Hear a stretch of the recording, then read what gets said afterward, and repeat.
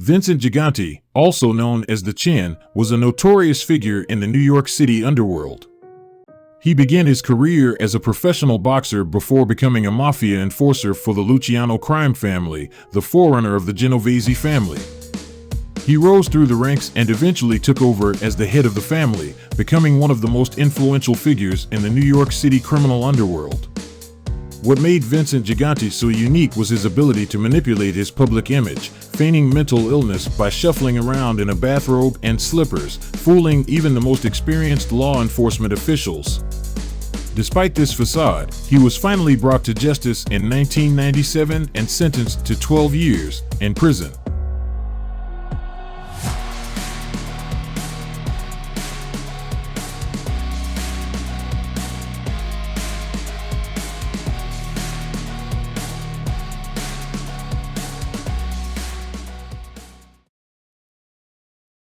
Vincent Gigante was born in New York City on March 29, 1928, and grew up in the same Greenwich Village neighborhood where he would spend the majority of his adult life. He was one of the 5 sons of watchmaker Salvatore Gigante and seamstress Yolanda Gigante, who both immigrated from Naples. His childhood friends abbreviated his mother's usual address of Cincenzo, which is short for Vincenzo, to give him the lifelong moniker Chin. Gigante graduated from Public School 3 in the village and dropped out of Textile High School in Manhattan while in the 9th grade. Vito Genovese was a powerful mafia leader in the United States and Italy from the 1930s to the 1960s. His name is still used to refer to the organized crime organization he oversaw until his death in 1969. Charles Lucky Luciano, one of the country's most notorious criminals who was deported to Italy and died in 1962, founded the gang in the 1930s.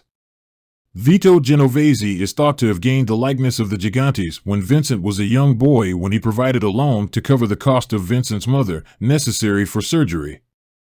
Gigante, from the age of 16 to 19, fought as a light heavyweight in clubs around town, winning 21 of 25 bouts, according to Nat Fleischer's ring record book.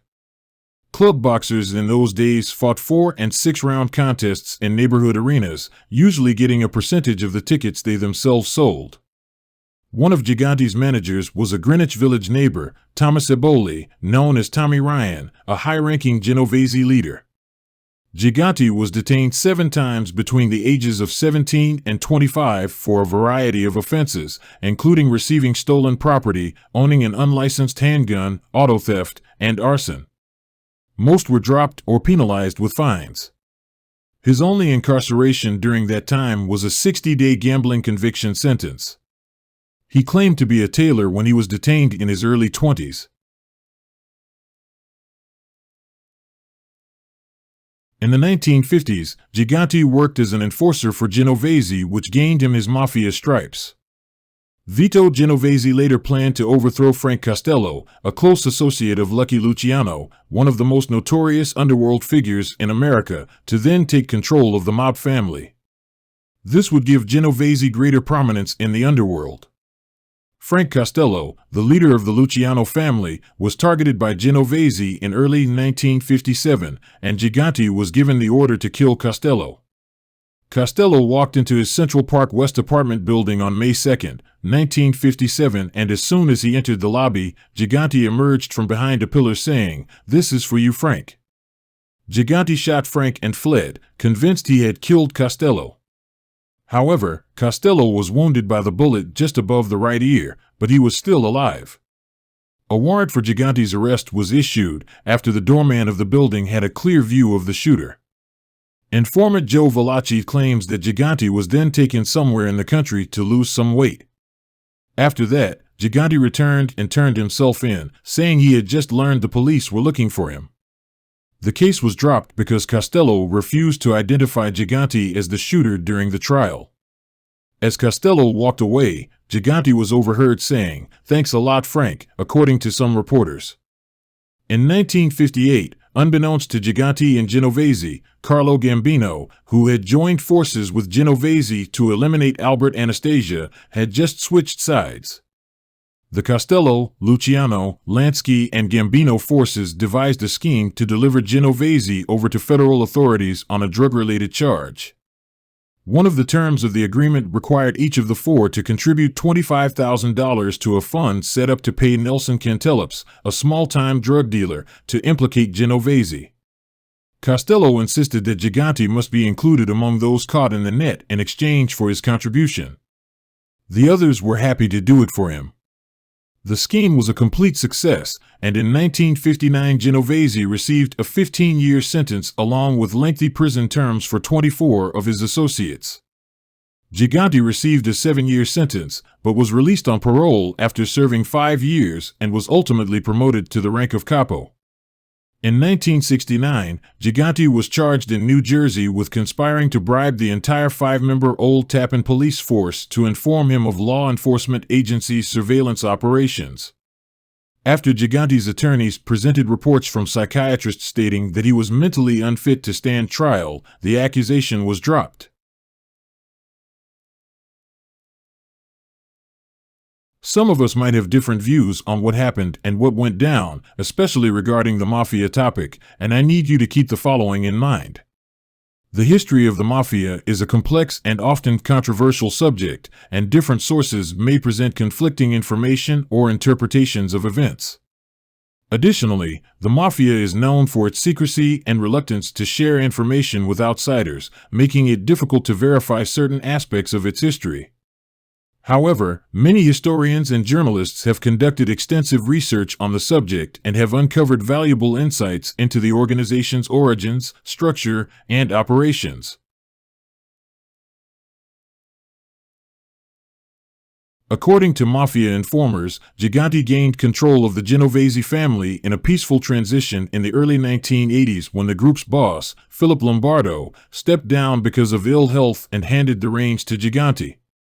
In the book The Mafia Encyclopedia, it states that Gigante was named acting boss in 1987 with the conviction of Fat Tony Salerno.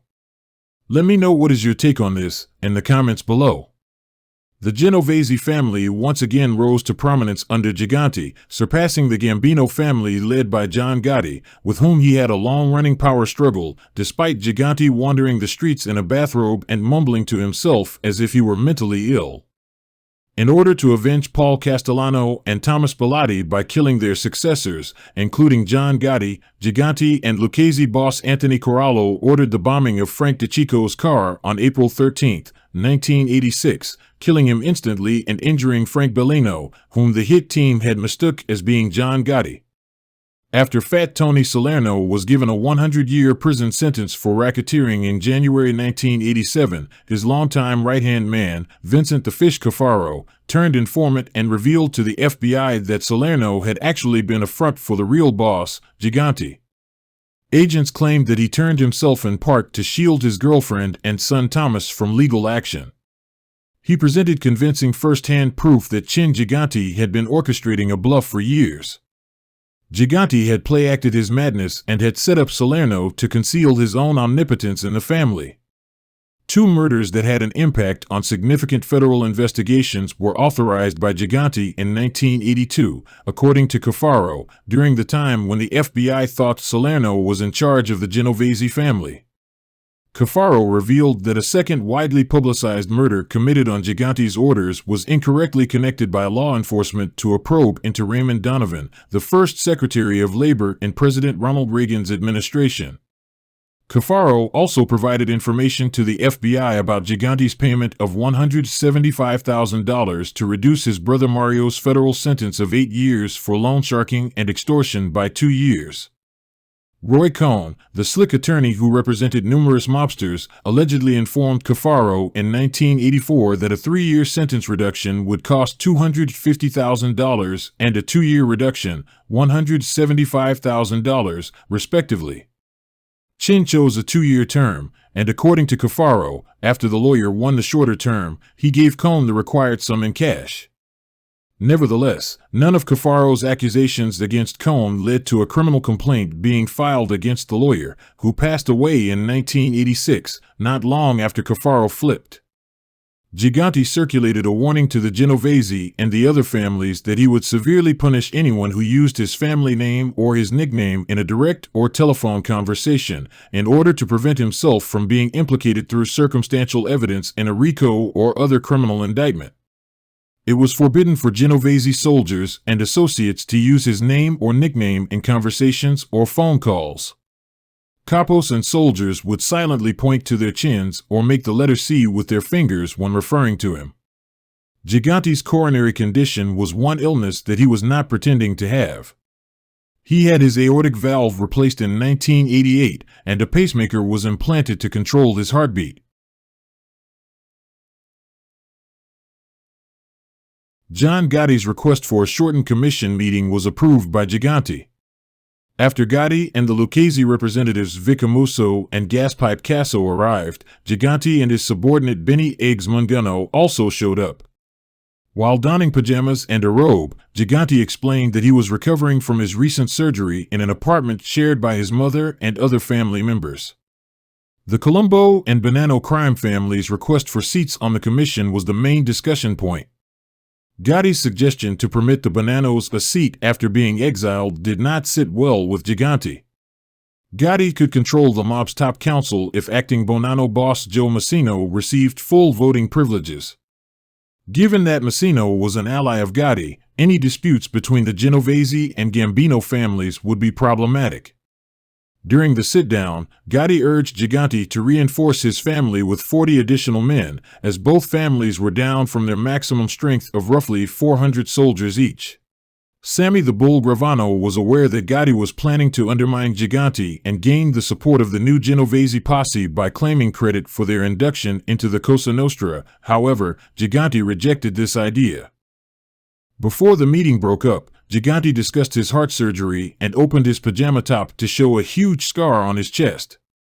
Gotti remarked to Gravano as they were leaving the apartment about how clever and security-conscious Gigante had been to set up their initial meeting in a building where he was residing.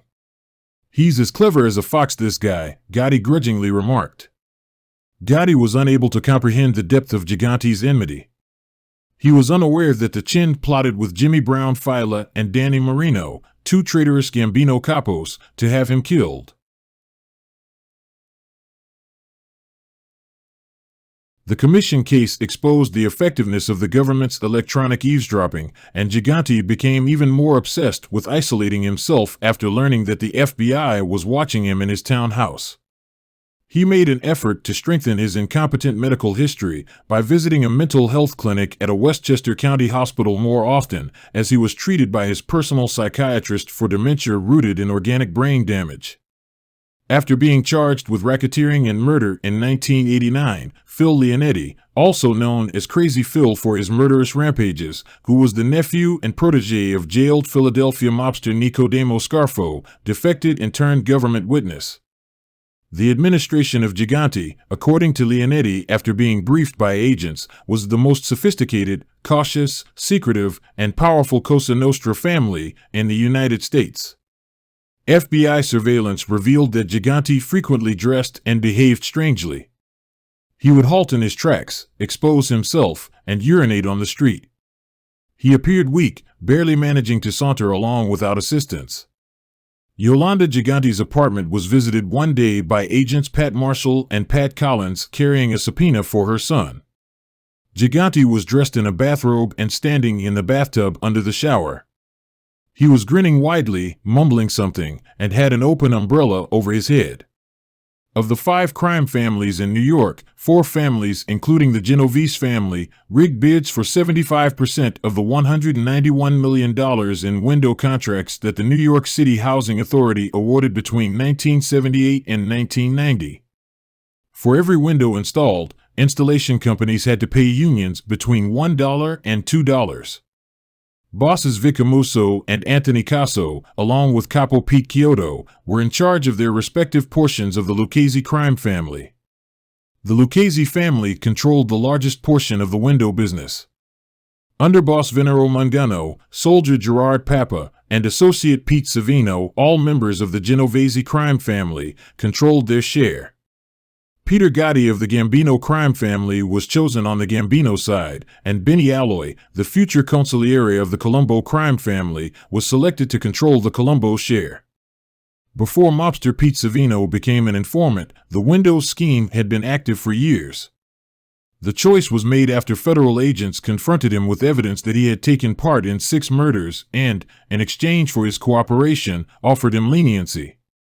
He grew close to Gigante during this time and decided to wear a wire for the following 2 years to gather proof to bring the mob to justice. Gigante trusted Savino and didn't think of him as a liability or an informant, despite the advice of other family heads. Gigante was charged on May 30, 1990, along with other members of 4 New York crime families, for conspiring to rig contractor bids for multi-million-dollar window installation contracts with the New York City Housing Authority. Barry Slotnick, Gigante's attorney, was successful in getting Chin released on a $1 million bond provided by his family by arguing that Gigante was mentally ill and unable to aid in his defense. The arrest of Gigante and his behavior in court were big news for the tabloid media. He was referred to in headlines as the Daffy Don and the Odd Father. Due to Gigante's defense, which claimed he was physically and mentally ill, legal disputes over his ability to stand trial continued for 7 years after his arraignment. As the legal battle over Gigante's competence dragged on, 3 key mobsters defected, each with new evidence against him. Sammy Gravano and Al Diarco were prepared to testify that Gigante was a godfather and to describe his relationship with the Gambino and Lucchese families as a boss. Diarco and Phil Leonetti, the informant Philadelphia underboss, were planning to implicate him with 6 murders and several attempted murders. Gigante was back in court in June 1993, still free on $1 million bond, this time as the sole defendant on a superseding indictment. He was accused of being the Genovese boss and having authorized a series of mob slings, including the bomb attempt on John Gotti's life that killed Frank DeCicco, in addition to the Windows racket. Federal prosecutors in Brooklyn presented rebuttal opinions from other psychiatrists that Gigante was sane at a pivotal sanity hearing in the spring of 1996. They also presented testimony from Savino, Gravano, Diarco, and Leonetti that mafia leaders understood Gigante's irrational behavior was an act. Gigante was found to be mentally fit to stand trial in August 1996, according to senior judge Eugene Nickerson. The trial was delayed for 6 months while Gigante recovered after undergoing open-heart surgery for the second time, a double coronary bypass, a day before it started. Finally, Gigante was wheeled into a courtroom in the summer of 1997. None of the surveillance tape recordings that were played back during the trial featured Gigante's voice. However, the government had wiretaps and audio recordings of mob figures, like John Gotti, referring to Chin and Vincent as the boss. Peter Savino, the prosecution's most compelling witness, testified at the conclusion of the trial's month-long duration. After 3 days of deliberation, an anonymous jury found Gigante guilty of running a racket as the head of the Genovese family and conspiring in murder plots against other mobsters. Judge Jack Weinstein imposed Gigante's 12-year prison term and $1.25 million fine on December 18, 1997. At the age of 69, Gigante carried on doing what he had been doing for years, acting insane from behind bars and maintaining his position as the Genovese family's ringleader. Federal prosecutors needed an additional 5 years to reveal his true power. He was once more charged in 2002 with leading his crime family from behind bars. On January 23, 2002, Gigante and a number of other organized crime figures, including his son Andrew, were charged with racketeering and obstructing justice. After being miraculously healed in April 2003, Gigante acknowledged that he had misled a series of psychiatrists who had been evaluating his mental capacity for the previous 3 decades. The government dropped the racketeering charge that he had continued to run a crime family from prison in exchange for his admission and guilty plea to having obstructed justice. The additional 20 years he faced was reduced to serving 3 more years and another 3 years supervised probation. On December 19, 2005, Vincent Gigante died at the Medical Center for Federal Prisoners in Springfield, Missouri, at the age of 77.